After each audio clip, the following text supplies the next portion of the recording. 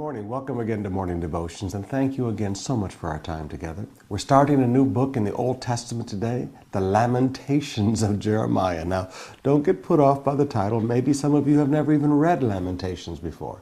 It's a beautiful book, and there's some beautiful, beautiful gems of truth there. Psalms and Proverbs is awesome, but let's go to Hebrews chapter 6 again today. There's a great little word of encouragement here for us. Beginning in verse 10. God is not unjust.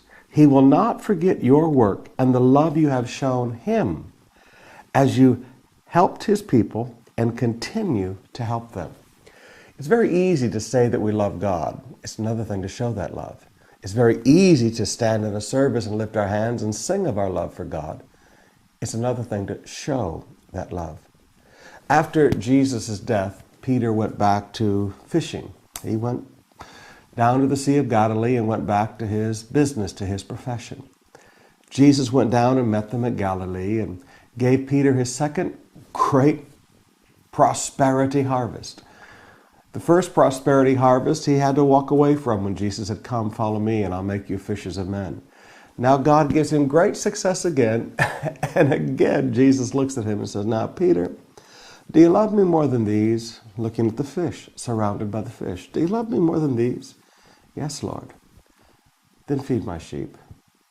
Tend to my flock." You see, brothers and sisters, we show our love for God by how we treat God's people. Whatever we do to God's people is what we do to God. Now, the Apostle Paul learned this on the road to Damascus when Jesus said, "Saul, Saul, why do you persecute me?" He'd never done anything to Jesus. Yes, he had. He'd done it to Jesus' people. He'd done it to the body of Christ.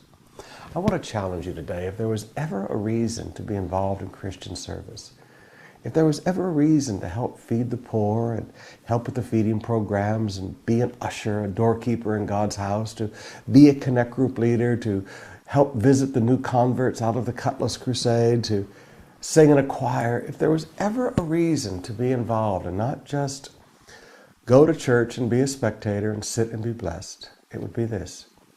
Our service of God's people is how we show our love for God. I want to ask you today, are you showing God your love, or are you just proclaiming your love? It's good to proclaim our love for God, but let's show our love for God by serving and continuing to serve his people.